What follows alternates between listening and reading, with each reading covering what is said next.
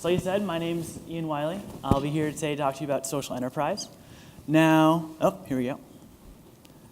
First, why Uganda? So I studied abroad last fall, my junior year in Uganda, and I spent half the time there in classes and the second half in a policy internship with the Uganda National NGO Forum. While at the NGO Forum, I was also able to do research on social enterprise. I wanted something a bit different than the typical abroad experience, and I certainly got that. And so now today, I'd like to talk and see how we can use social enterprise to create change both abroad and at home. So first, what is social enterprise? Now, for me, social enterprise is a business that is created expressly with the intent of solving one of society's pressing issues. Now, with a lot of, obviously it depends on state laws or national laws, but there's different legal requirements that actually allow you to then prioritize these social goals over that of profits while still in the pursuit of profits. A couple of the cases we'll talk about today will show there's two varying types, from my opinion. One is that is funding oriented, and that is typically partnered with a standard NGO or nonprofit. And basically it's a subsidiary where all of the profits then go to funding the mission. And this allows them to be less beholden to donors and less to the whims of donors, where if a donor pulls out, their NGO doesn't now all of a sudden go out of business. The second type is mission-oriented. And so mission-oriented is that simply by being in business, they're able to help whatever their targeted group is. So our first example is an indigenous NGO in Uganda called In Need Home. Now, In Need Home is an educational NGO, and depicted here are two of their school children, and this is their home. This is a slum within Kampala. Now, as you'll see in the center there, that's actually a latrine you have to pay to use. We don't really often think about that, but there you actually have to pay to use the bathroom. Now, one of the services the school provides is a place for them to go use the bathroom freely. But the problem they were seeing was that they help 30 kids every 2 years. It's a 2-year program, and a lot of these children are prioritized because they're orphans, HIV positive, or both. The two children pictured here are both HIV positive and lost their parents to HIV/AIDS. So what we would kind of gather is like, wow, this would be a great NGO that a lot of people would want to fund. But what the organization found was that after a couple of years, the donors pulled out. It was a very small drop in a very large bucket. Now, what they did was instead of going out of business, they created a social enterprise. They sold snacks to local supermarkets and used the proceeds from that to fund their educational side. Now, they also employed adults from that local slum and were able to then give them jobs as well. And from that, we can see there's two types of impact. So there's the profit from the social enterprise that then goes to the educational impact, but there's also the expenses, the cost of goods sold, all of that's going to the local economy, not coming from international donors. So that also allows them another additional impact. And so that's kind of our first case study. Our second case study is one you may or may not have heard of in the neighboring country of Rwanda. Rwanda is a small country known for what happened with the genocide, but they also have current issues as well. And those stem from lack of quality infrastructure roads to get medical supplies to the mountainous regions. And a company called Zipline found that there were people dying from the lack of ability to get blood transfusions, not from a lack of blood, but from a lack of being able to get it there. So what they did was they had a central distribution center using those drones and were able to cover, I think that's 70% of the country from one distribution center and able to airdrop the blood within 15 to 20 minutes. And so what this does, it structurally changes our view of how we come at these problems. Now you still need the infrastructure for other means, obviously in terms of roads, but it's a way of also using the law of averages in the sense that you can now have one distribution center sending out the blood, which then, if it averages out, you can more accurately predict how much blood you will need on a day-to-day basis. And this isn't going to be the permanent solution for everything, but it does change some of the ways in which we look at these problems. Now, the last case study is the most controversial, and so this is a company called Bridge International Academies. And they're a for-profit, low-income school system, which obviously immediately kind of raises red flags, but what they're designed to do is to reduce the cost as much as possible of the education by having the stuff go, the economies of scale go up as high as they can within the country. So they try and source materials all at once for the schools within the country. For the differences between school supplies, all these things, and they use the curriculum at the national level also and disseminate it. And what they've found is their test scores have been higher than the public schools, which are supposed to be free, but are often so underfunded that parents end up making up the difference, and that these are actually comparable in cost to the free education system. Now, the biggest controversy here, I would say, is that, especially from the international perspective, is that it's not the ideal. It's not the ideal form of education, but it's a stepping stone. And so to what extent that is okay is something for debate. But what I think we can learn from it is the fact that they were able to reduce costs of education on a mass scale. And they actually also, the government started to shut them down in Uganda, which is a new area there. There are 60 schools in Uganda. In Kenya, they have 500. And what we found in Uganda was that as I was working at the NGO forum with lawyers that worked in Uganda and stuff like that, based off of the chatter they were hearing, it was more of, they were being shut down for, quote, sanitary reasons, but they think it was more political in nature. And so they actually did a good job of applying pressure to the government and showing that they could do something a little bit better than the government had been doing, and showing the corruption within the government and the school system. And there was so much pressure that they actually tried to shut them down. So I think that allows us to even at least look or apply that pressure, even though it might not be the long-term solution. So now I want to transition into the more of the NGO side of things, because since I was working at an NGO, like I said, the Uganda National NGO Forum represents most of civil society within Uganda. They're kind of their advocates. And so they hold different conferences throughout the year, and I was able to attend some of those. And one of those is the quality assurance mechanism, and that is a mechanism they use to assess how well each of the NGOs are doing within Uganda, and that works on impact and best practices and things of that nature to make sure that these organizations are doing what they're supposed to be doing. And because it represents, I think, roughly 20 to 30% of GDP, that's actually a big part of the Ugandan economy. And also at these conferences was a voice for international aid agencies to have conversations with big NGOs within the country, as well as the smaller NGOs. The Uganda National NGO Forum also has a program called Black Monday, which is an anti-corruption newsletter. And so the first time they published this, they actually all got arrested. But since then, it's been fairly effective in applying pressure to the government and working on different forms of corruption. And I actually wrote a piece for that, but thankfully it was published after I left, so I didn't have to worry about anything. And it's been pretty effective in at least putting spotlights on different things. This is something that an NGO is very good at. Another thing that the NGO Forum works on is the National Development Plan, which is a government plan they put out every 5 years. And they look at doing statistical research after the fact to see what was effective and what wasn't, to advocate for changes going forward. And that is something that they were able to do and I was actually able to work on. So now we've talked a little bit about the NGO and then also this, the social enterprise that is something that's been coming up now, especially in the US and other countries. How does that then fit into the main three sectors we've seen previously, which would be private sector, the nonprofit sector, and government? And so this is kind of a thought exercise and kind of how to fit it in there.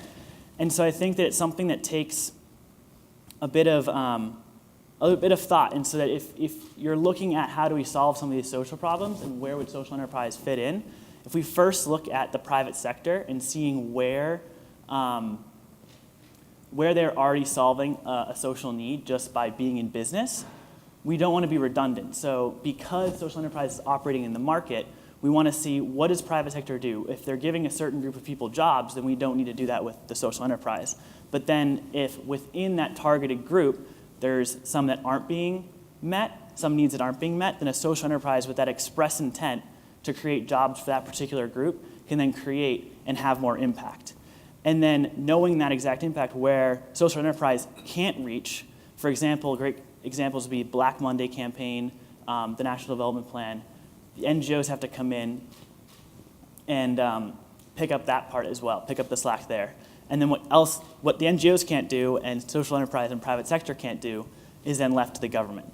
And I think that going through that thought process before just saying, I'm going to go start a social enterprise or I'm going to go start a nonprofit, lets us make sure that we're having the most impact and looking at it efficiently. And I'll just end with the fact that NGOs and government are last does not mean that they don't do good work. They do great work. But by allowing social enterprise and private sector to do what they're going to do anyway, then you can focus your efforts better in the NGO and government sector. And to lighten it up at the end, I like the kid president saying how to change the world. And I think it's really important for me especially. I went to Uganda to learn and study. And I developed this framework, but the ideas I got from that, for me, are more applicable in the United States because I may have lived in Uganda for 4 months, but that only scratches the surface. So I went there as an outsider, and it changed my perspective on how I viewed things, and it also changed my perspective on when I came back and how I viewed systems that we have in the US. But for me to actually implement something, I would say it's a lot easier in the US where I understand the context in which I live and understand all the nuanced differences in society and culture to be able to have a type of enterprise that comes in and then does that change. And for a Ugandan who maybe studies abroad in the US or comes and learns, or just even the internet and the spread of ideas, for them, it would probably be easier to implement in Uganda where they also understand the local context in which they live and how to do that. So yes, I did travel there and understood this research, and it is in the context of Uganda, but in terms of me applying it myself, I would say it's more efficient or more effective back here in the States, and certainly still relevant. So at the end, I'd just like to leave it with a quote from Henry Ford, is the secret of success is to understand the point of view of others.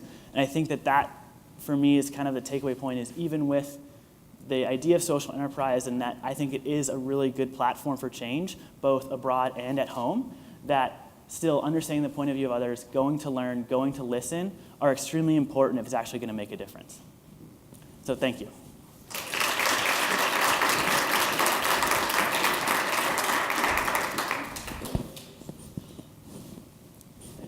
Questions? Yes. Yes, Laura. It's very nice talking. Thank you. So in the first case study, you mentioned that the donors pull back the program after 2 years. Yes. How common is that with these sorts of programs? Or are they specific to this one? Or is it in general, is that an issue where the donors feel they're not making an impact? Sure. So actually, right before this presentation, I got a message from someone I was working with at the NGO forum.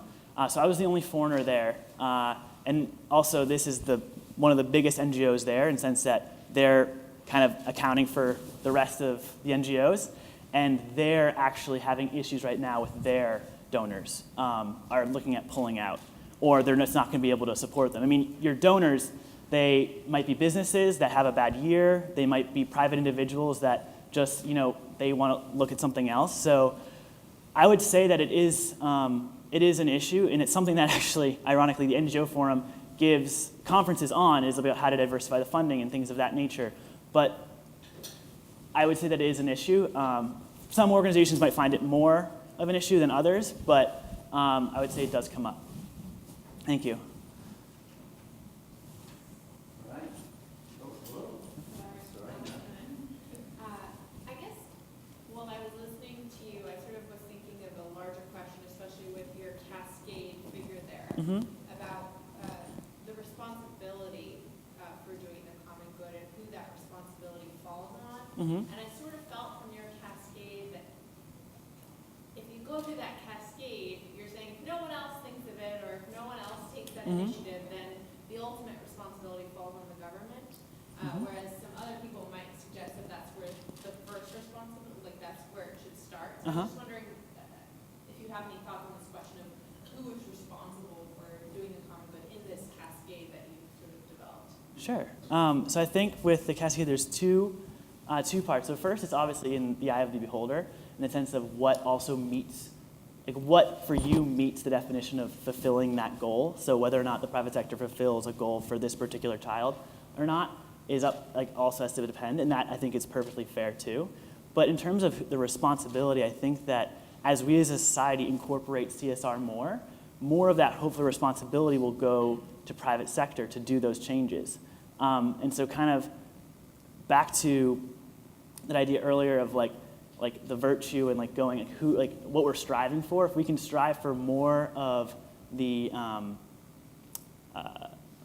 companies to actually embody those goals and provide a better platform, I think that will help. But also, I would say all these groups are interacting with each other. Government's going to interact with the private sector, and I think the burden of responsibility would really be on all of us. And it might be part of the government's responsibility to create that corporate environment where they're embodying more change, or to create the structures for social enterprise to exist. It might also be the fact of NGOs applying pressure on the private sector to do more, and that actually ends up less going down to them. So I think that all four of those groups can apply pressure to each other to make the rest of us do more.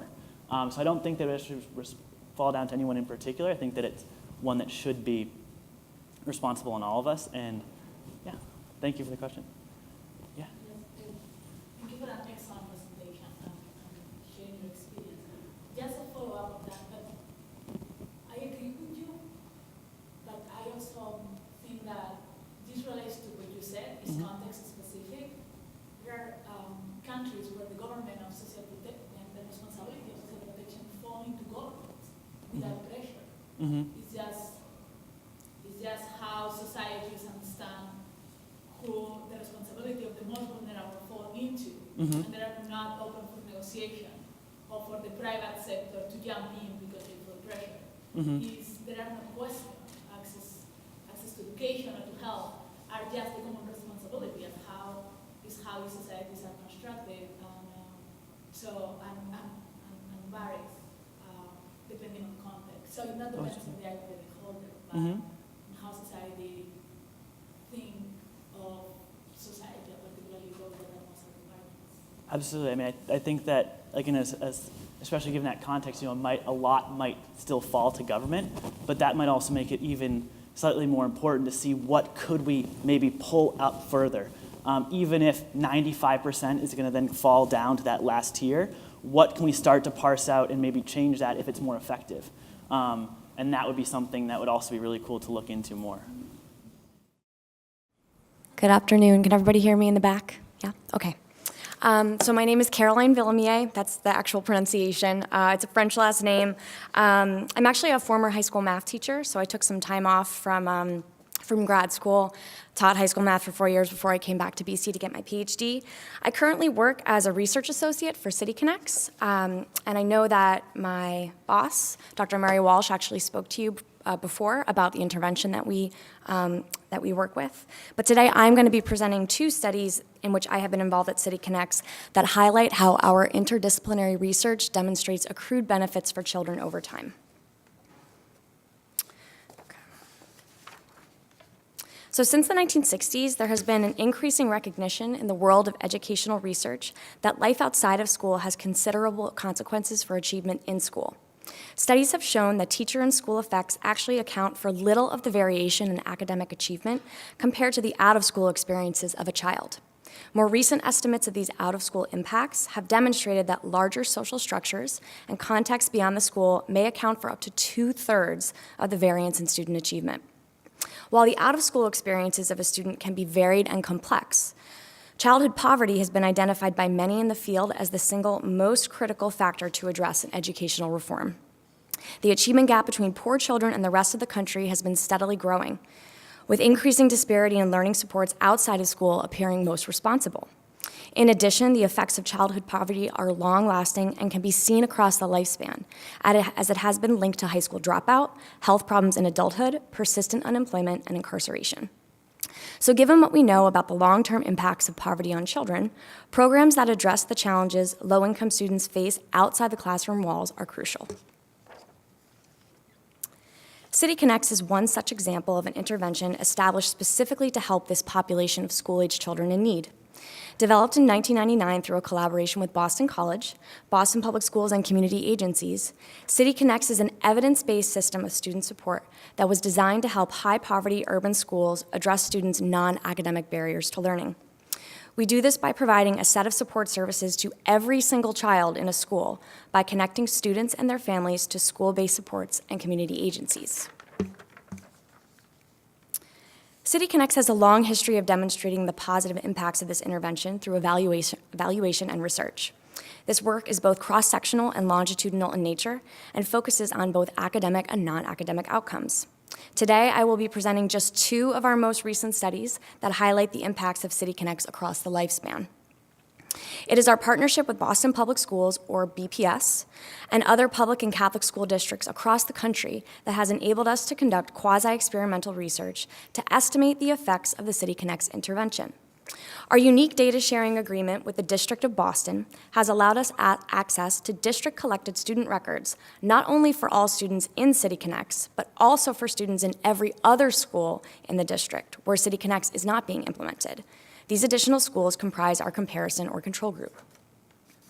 We draw upon the expertise of our interdisciplinary team of both quantitative and qualitative researchers and evaluators from various disciplines and departments across Boston College, including developmental psychology, educational research, economics, and business, among others. This evaluation team, as we call them, helps us identify gold standard methodologies in the field to study the impacts of City Connects. Over many years of research conducted by the evaluation team, we have found consistent positive intervention effects in City Connect schools. Generally, we find the benefits of City Connects are long-term and accruing across a child's lifespan from early childhood into adolescence. We use a variety of methods to triangulate our findings and provide evidence of external validity with respect to our results. Moving forward, I will present 2 of the studies in which I have been involved over the past 3 years while working as a researcher for City Connects that utilize data from the Boston Public Schools with respect to 2 different outcomes. The first study models report card grades in elementary school to examine the dual impact of students having some combination of preschool attendance and the City Connects intervention. The second study, which I know you heard a little bit about earlier today from Dr. Walsh, focuses on students further along the educational timeline to estimate the impact of City Connects on high school dropout rates. Studies have shown that the impact of poverty on educational outcomes emerges in early childhood, and the achievement gap between low-income children and their more advantaged peers becomes larger as they advance through elementary school. One effort to offset these negative impacts of poverty is implementation of early childhood education programs, such as public and private preschool or pre-K. Research has shown that preschool programs can enhance school readiness and the subsequent achievement of children living in poverty at the beginning of elementary school. Yet, despite strong evidence of the positive impacts of pre-K on academic and social-emotional outcomes, many studies have found that these positive initial pre-K effects fade out over time, and most subside by the end of kindergarten or first grade. But what would happen if a child who receives pre-K then enters an elementary school with a system of integrated student support, such as City Connects? Could City Connects provide a sustained environment for these children after pre-K? And could the implementation of 2 subsequent interventions, pre-K then City Connects, yield a compounding, longer-lasting positive effect on children? So to address these big questions, we posed the following research question in our first study. Does City Connects reduce preschool fade-out and prolong the positive impacts of early childhood programs into later elementary grades? This study draws upon a sample of approximately 19,000 students from Boston Public Schools in grades 1 through 4 over a 10-year span of time. The sample is broken into 4 groups.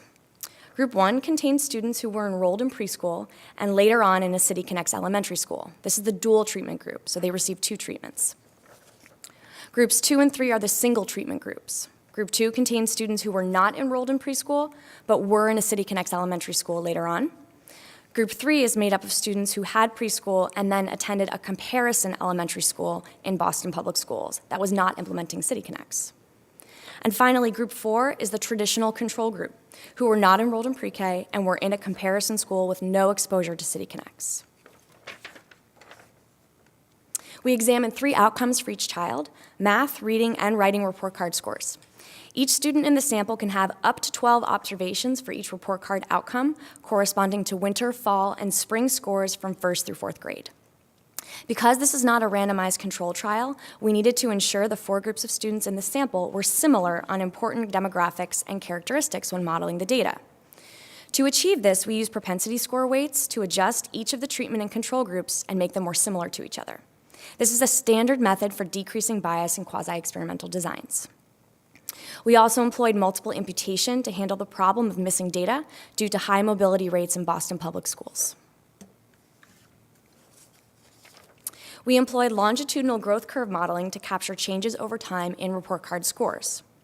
More specifically, we ran 240 hierarchical linear regression models that included time-varying variables and outcomes at level 1 to capture repeated measures within students, and time-constant variables for the children at level 2, which included student characteristics as well as indicators for one of the 4 groups that they were in. Okay, here's a little bit of stats for you. This is the full model. Note that at level 1, there are indicators for winter and spring, as we typically see seasonal report card effects when students transition through grade levels in elementary school. So they tend to start low in fall and end much higher in spring. The coefficient of interest in this model is beta 00, which is in that box up there. By comparing this intercept across those 240 models, we can look at differences in report card scores over time among the 4 groups and create figures that look like this. So this figure shows the results for the math report card scores only. Note that the dual treatment group that receives pre-K followed by City Connects is represented by the solid blue line at the top of the graph. At the fall of grade 1, we can see that the 2 groups who receive pre-K, so that's the solid blue and green lines, score higher on math report cards compared to the students that did not attend pre-K at all. This corresponds with what we know about pre-K attendance providing an initial boost to student achievement in early elementary grades. However, as students in the pre-K and City Connects group, that solid blue line, as they begin to receive support services from City Connects throughout grade 1, the solid blue and green lines begin to diverge.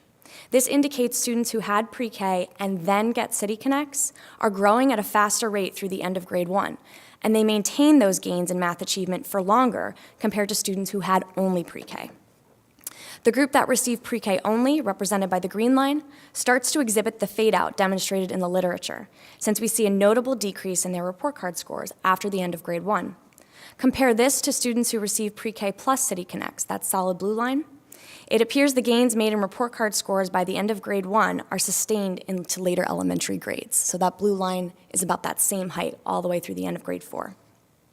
In fact, by the end of grade 2, students in the pre-K plus City Connects group are performing significantly higher on math report card scores than the other 3 groups, and this statistically significant difference persists through the end of grade 3, far beyond the kindergarten and grade 1 time points demonstrated in the fade-out literature. So what is the big takeaway from all this? City Connects prolongs the positive effects of pre-K into later elementary grades, giving children a better chance for continued academic success. So, moving on to study 2. Our second study looks further along the timeline of a student's educational career into high school. We know from the literature on high school completion that dropping out of high school has adverse effects on future employment, lifetime earnings, and physical health in adulthood. We also know from sociological and psychological theory that dropout is the end result of a long-term process of academic disengagement, and the reasons for dropping out tend to manifest long before a child reaches 9th grade. Past empirical research has found that systematic student support during elementary school can lead to lasting benefits in middle school. In our research, we have found that students enrolled in City Connects elementary schools demonstrate higher middle school report card and statewide standardized test scores relative to their peers in comparison schools. Because academic measures during middle school are strongly linked with later high school dropout, these positive findings suggest a possible link between high school dropout and systematic student support received during elementary school. Therefore, we hypothesize that students who attended a City Connects elementary school would have a lower risk of dropping out of high school, even though they stopped receiving City Connects services after 5th grade. So the research question that follows from this hypothesis is as follows. Does participation in the City Connects intervention in elementary school reduce high school dropout?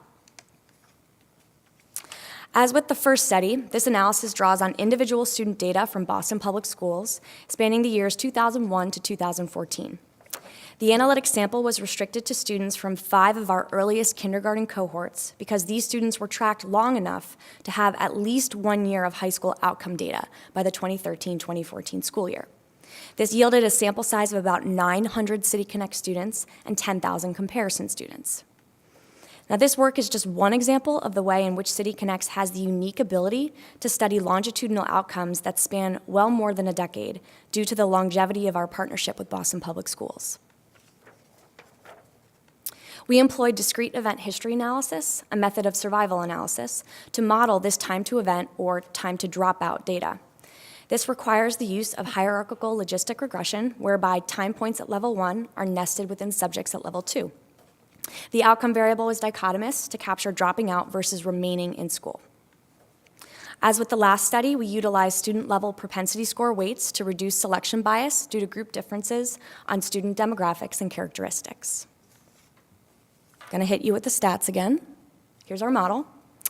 So the formal full model is presented in this slide. The coefficient of interest here that directly relates back to our research question is beta 0.1 in that box. This fixed effect describes the proportional difference in the hazard function for dropping out between treatment and comparison groups. Our model shows that relative to comparison students, City Connect students have approximately half the odds of dropping out of high school during any given grade from 9th through 12th, and that difference is statistically significant. This figure shows the rates of dropout across high school grades. In general, we see that across these 4 grade levels, City Connect students, represented by the blue line, consistently drop out at lower rates relative to their peers in comparison schools. This figure illustrates the cumulative dropout probabilities for comparison students in red and City Connect students in blue. We find, again, that across all 4 high school grades, the probability of dropout for City Connect students is much lower, 9.2%, while comparison students have a probability of dropout of 16.6%. That's a 7.4% difference. This difference in cumulative dropout rates corresponds to an effect size of negative 0.369. That's a moderate effect for our treatment group. Now, the standards for the field set a threshold for practical significance of 0.25, or a quarter of a standard deviation, and we can see the magnitude of the observed effect size here for dropout exceeds the threshold, implying that the difference between high school dropout rates for City Connects and comparison students is not only statistically significant, but it's also practically significant. So what's the big takeaway? City Connect students are less likely to drop out of high school relative to their peers in comparison schools, giving City Connect students a better chance at becoming successful adults. So, in sum, the 2 studies I have presented today, in conjunction with all of the other work conducted by our interdisciplinary team over the past 16 years, demonstrate that implementation of City Connects leads to more positive outcomes for students across their lifespan, from preschool through the end of high school. We take a systematic, high-impact approach to addressing the out-of-school factors that limit learning, and our research shows that the support we offer makes a significant impact on students, both now and far in the future. Thank you very much.